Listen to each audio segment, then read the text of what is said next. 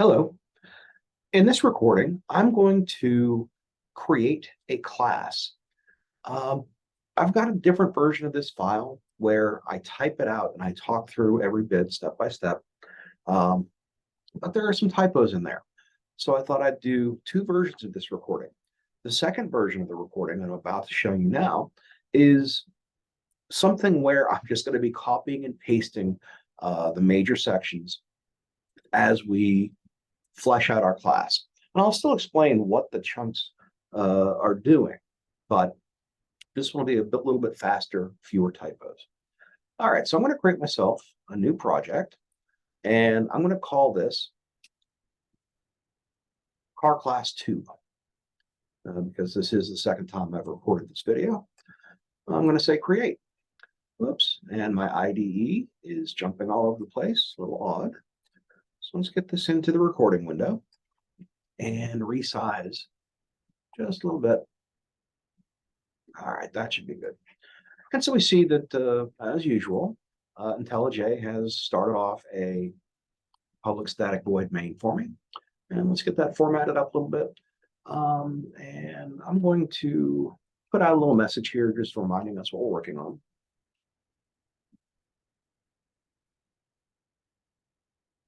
All right. So there is a way to write a class so that it can coexist with your program in a main. I honestly think when we write our first class, it's easier to write a separate file. So what I'm going to do is come over here to my source, and we're going to say new Java class. Okay. Class names, when we're beyond just our entire program was a class, and so we were naming it, homework 1, homework 2. When I'm making a class to represent an object, I should use that object's name in a simple generic way. Okay, so I'm going to make a car. All right, so this class was not given a public static void main, and that's fine. This class is not meant to stand alone. This is meant to be used by another class. And what I'm going to do is do some data modeling of what I think a car object should support. Actually, so what I'll do is I'm going to come in here. We're just going to do a new file where we'll take just some notes. Okay. Now, when we sit down to actually build a class, we should be building a model to basically flesh out what the different parts of that class are going to be. So we have something called UML diagrams that are kind of a formal and recognized way of representing stuff. I'm going to do this in a very informal way here. Oops. So our class is going to represent a car. And then when we come in here and list out values that are going to be stored in this class, sometimes known as properties or fields, and methods, actions that we can take.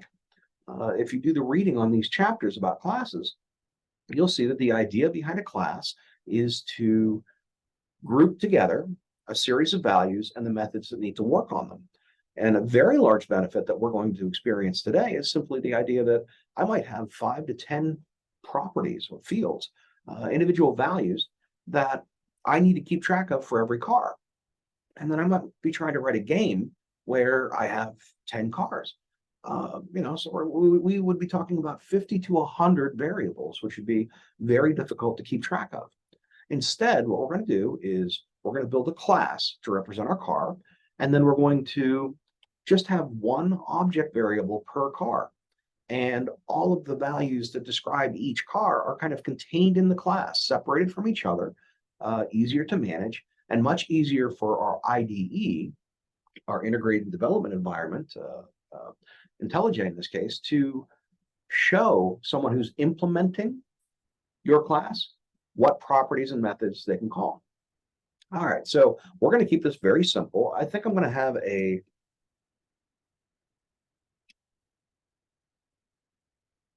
make and model for my car.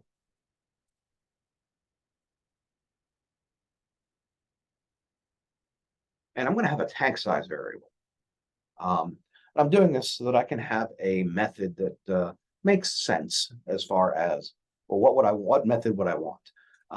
So the methods that I'm going to have here, I'm going to have a method to find the miles per gallon, and it's going to return a double.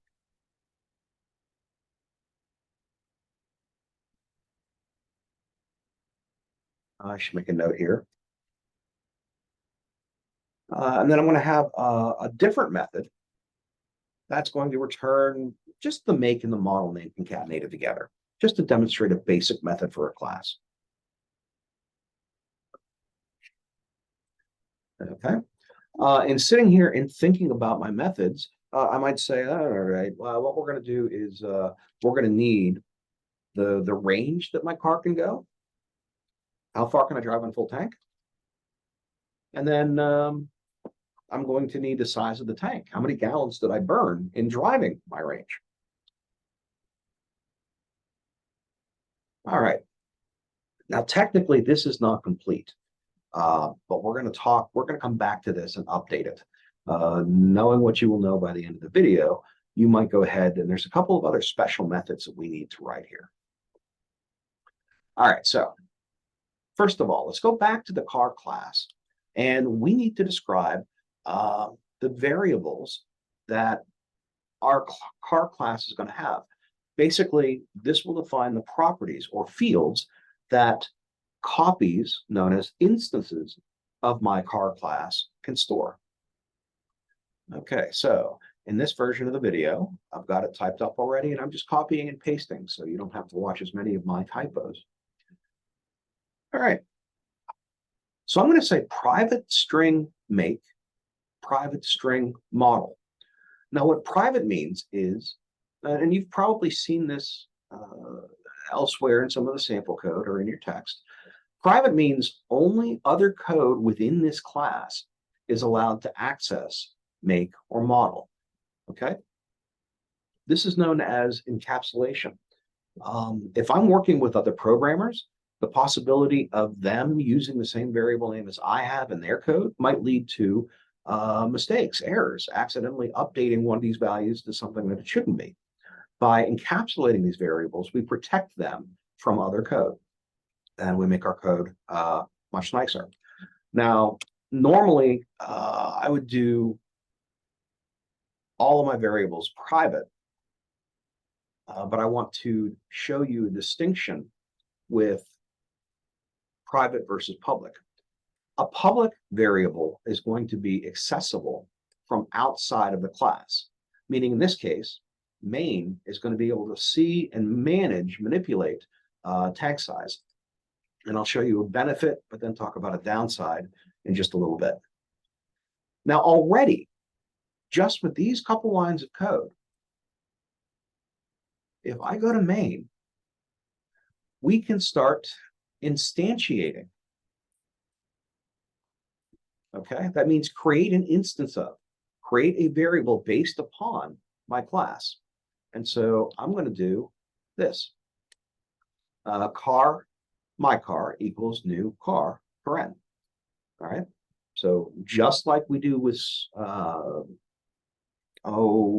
are some other, okay, so scanner. Okay.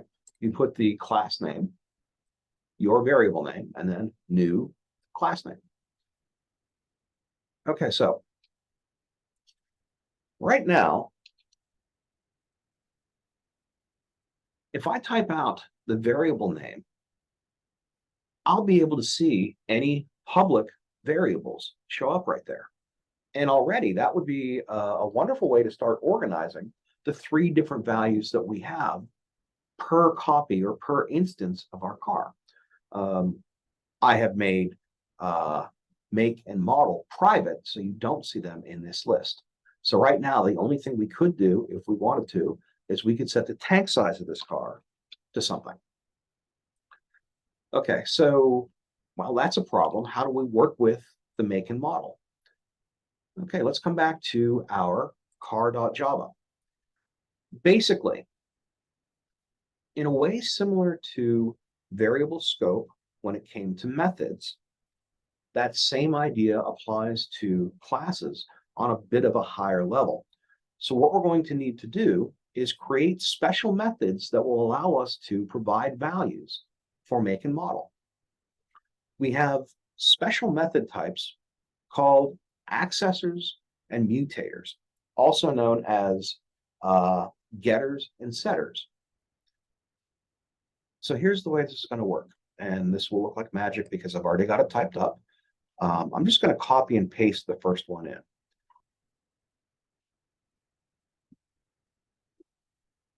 Okay, so I have a method, public string get make.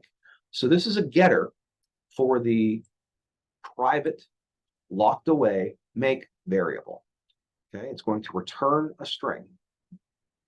Takes no arguments, has no parameters, and it'll just return this dot make. Simply put, this dot is a way of reinforcing the idea that we're going to return the make of this instance of the class, if you will. Something that is helpful. So erase that and just do, okay. Here, this dot, now you can see make, model, and tag size. Other code within the class can still access private variables. It's just code outside cannot. So what I'm doing is I am explicitly writing a mechanism that will allow the end user to retrieve make. Let's do a accessor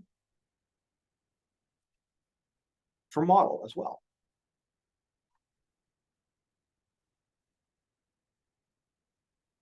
Okay. So when someone runs the get model, this method will return a string. That string will be copied from this instance's model variable. Now, right now, that's not particularly useful because nothing has had the opportunity to set make or model. So let's write the mutators, the setters, the methods that we can use to put values into our object. Okay, so what I'm going to do is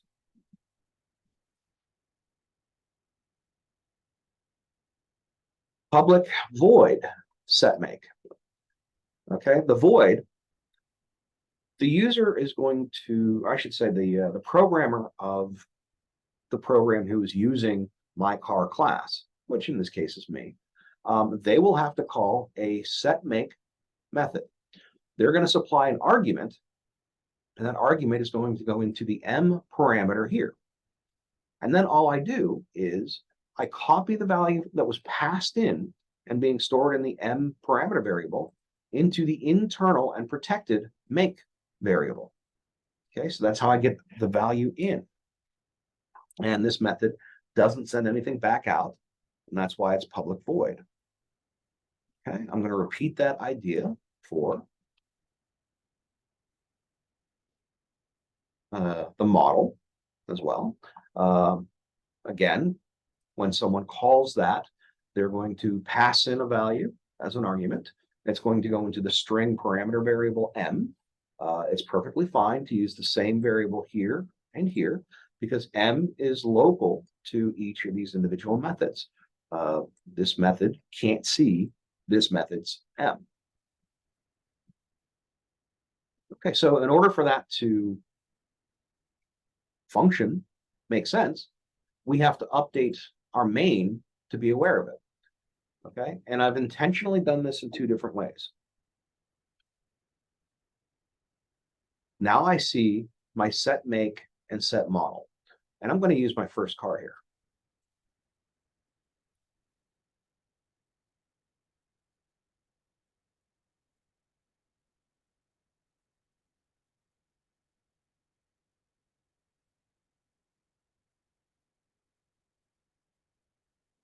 Okay, I've sort of intentionally done this in two different ways.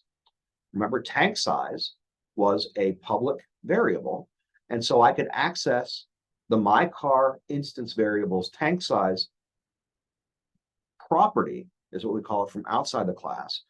Variable is what I would call it when I'm looking inside the class. I can access that directly, printing it out, assigning it a value like I've done right here. With make and model, I cannot access them directly like I did here. Instead, I have to call the set make. Oops, and I should have called set model here, not set make. Sorry about that. Okay, and so something that I could do here, I could maybe restrict access to one of these variables. I could do that by making the variable private so that only other statements in the same class could see it, and then simply not writing either a setter or a getter or both. Okay, so again, I intentionally left tag size as public just so we could see the distinction of how I access a public variable and or how I access, in this case, a mutator method. Mutator methods are changing the internal fields or properties, we call them. It could be very common to have additional error handling logic in here. Maybe I do something where I trim spaces so that if the user accidentally called set make with spaces around the value, maybe I could do a trim before storing that in the internal field. Okay. At this point, it might be helpful to let's just do a quick print.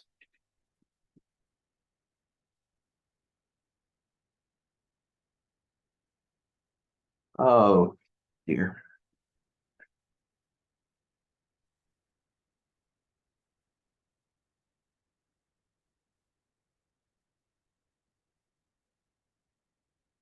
There we go.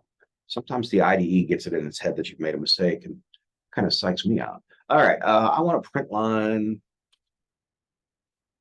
dot. I'm just going to quickly do some space in here so we can see this a little better.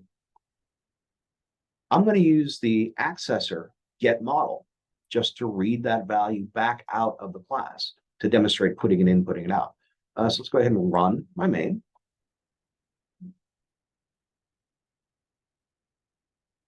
Okay, and so that's where that escort showing up is coming from. However, I don't really want to keep that. I want to get a little fancier. Okay, the next thing to introduce is the notion of constructor methods. A constructor method is a method that's going to be run when the user creates an instance of my object, or of my class rather, making an object variable.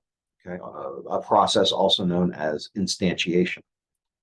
All right, so when this was run, a constructor method was executed. Java automatically writes a blank Java or constructor method for you, but we can write one or more constructor methods. And so I'm going to write two. And the place where I put these doesn't really matter because I'm starting to scroll off the screen. I'm going to put, I always keep my my variables for the class up top, but I would usually put my constructor methods maybe towards the top as well. So here's the first one. This is known as a no arg constructor, no argument. When the user instantiates my class into an object variable without supplying arguments, values, we run the no arg constructor. Again, there's a basically automatically, I'm going to delete this and then do a Control Z to bring it back. There's basically a kind of empty no arg constructor created for you automatically. And unless you write your own constructor, that's the one that is run when someone instantiates your class. What you might choose to do instead is set some defaults. Okay, so here I am copying these very arbitrary values into make, model, and tank size. I'm not saying this is a thing that you would want to do. It's a very arbitrary car to go ahead and put in there. I'm really just demonstrating the handiness of being able to create or load in default values.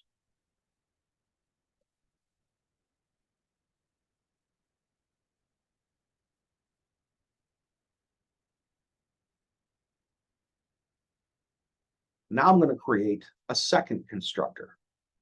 You know what? In this video, I neglected to mention that constructors are methods with the same name as the class itself. That's how you make a constructor. We can do something called overloading.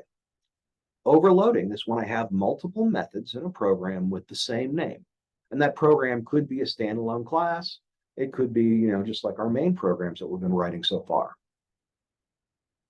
The way you make an overloaded method is you have different method signatures. A method signature is the number and or data types of parameter variables that you have. I'm going to erase this, and you see suddenly IntelliJ is very upset with me, saying, well, you've got a problem. And the problem here is I have two constructor methods that have the same number of parameter variables, i.e. 0. And that's not allowed. This is not a successful overload. I'm going to do a Control-Z. So now what I have is I have 3 parameter variables for this method, differing from the number of parameter variables I have up here. Okay, so my parameter variables, especially when we get into classes, I'm trying to prevent people from being confused by values that are out here in main, parameter variables, and internal field variables. So this time around, I am naming my parameter variables like make param, model param, tank size param. And I never name my parameter variables the same as the internal field variables. It's just asking for trouble. You're confusing yourself. So I always have the very specific and parameter variables. Maybe I would use MA, MO, TS. For internal field variables, I try to be as absolutely clear as possible. Hence, I've saved make, model, tank size for my internal field variables. All right, so what does this constructor do?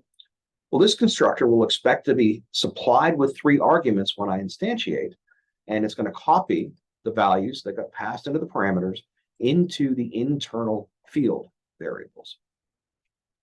So in order to make use of that, we have to change, or we can change, how we write our. I'm going to make myself a new car. Okay, this car object, I'm going to call it your car. Hint, hint, it's still my car. New car, and this time I supply 3 parameter variables. I want to see if I can get it to show the autocomplete. Car test equals new car.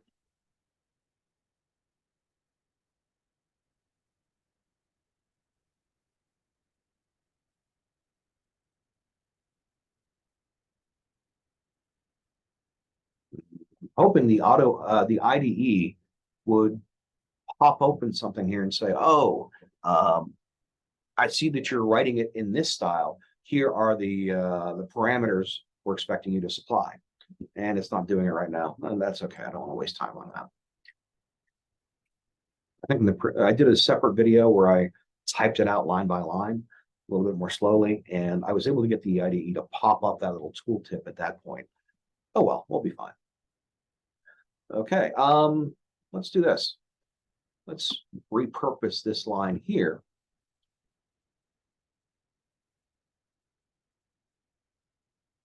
Let's see how we did supplying values. Okay, again, remember, Java was able to identify which one of these it was supposed to run, based on the count and or order. I might have another, let's do this. Bear in mind that this is unnecessary. I'm just doing this for demonstration purposes.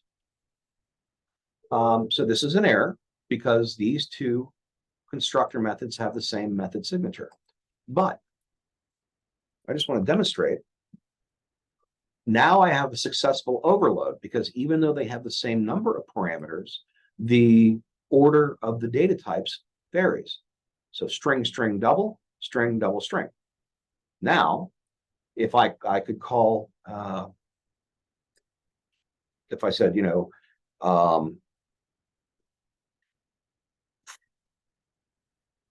escort 12 Ford. We don't actually need that. It's a little bit confusing. And so I'm going to erase that a little bit.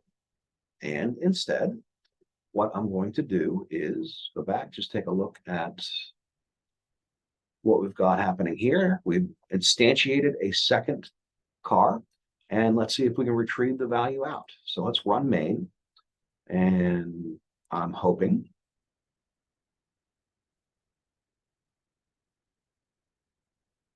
right. I ran get model, and it is retrieved through the accessor method. It has retrieved the model. You see that successfully. Okay, so if I go back to car, let's actually write in here a couple of kind of real methods instead of just the accessor, mutator, and constructor methods. So I had two in mind if we go back to the notes. And so like right here, this is where I was commenting, well, now that we know what now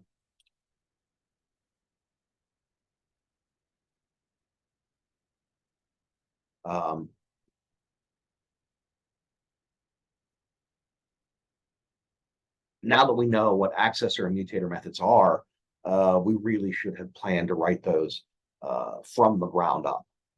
But because we haven't talked about them yet, a little bit confusing.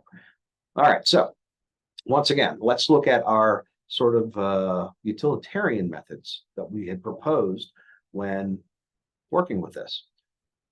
Go to my car class. I tend to put these towards the bottom, but it doesn't matter. You can put any of these methods in any order. And this one's pre-written, so you don't have to watch me typing badly. So I created a public double find MPG method that would accept a range. Now, this is written slightly inconveniently or inconsistently. Simply put, range is going to be how far a user can drive on a full tank. And what I wanted to do was have a method that was using both a parameter variable passed in from the outside and was also making use of one of its internal property or field variables. Okay, and this is going to return a double in the form of MPG. Okay, it's giving me a little nag that says, hey, this variable is redundant. I could have just put this calculation directly inside the parentheses, but I'm doing this hopefully for clarity. Okay, I'm going to write another method that simply concatenates the make, a space, and then the model. Okay, let's go back to my main, and I'm going to cheat a little bit. Okay, so in this setup, we were manually, well, we were calling the NoR constructor and then manually supplying the values. Then in this one, when we instantiated, we supplied the values. So once again, we were running the arg constructor, running that one. I'm just going to do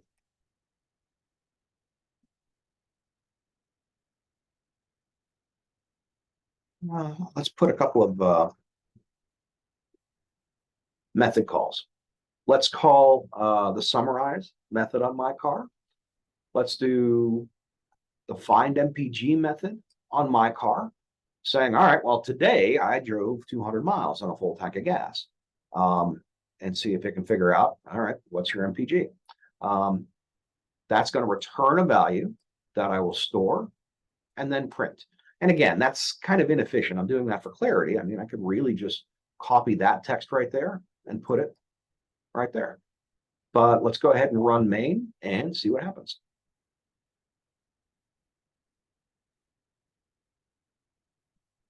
Okay, I could use a little bit of formatting, but apparently my Ford Escort, when I could go 200 miles, was getting 16.6 miles per gallon. Okay, so those are kind of the highlights of getting started with classes. Remember that nifty functionality we got, even just at the beginning when we were able to just say something along the lines of my car dot and have any public variables we had set visible right there in the IDE. That's incredibly helpful as a starting point. To be honest, most of the time, I would probably suggest you're better off writing your setters and getters, your accessors and mutators, but embracing classes like this. If I'm modeling a real car, I'd probably have 10 additional values, like, the year, the engine size, two-wheel or four-wheel, all kinds of nifty stuff like that. So I might have 10 variables per car. And then I want to build a race game that's got 100 cars. Think about how unmanageable all those variables would be. With classes, you're encapsulating, you are self-containing a series of related variables together to describe one thing. And then you have much fewer of your basic car variables. So I hope this has been helpful. If you're someone who prefers to watch things get typed out, I do have the second version of this video available, and enjoy.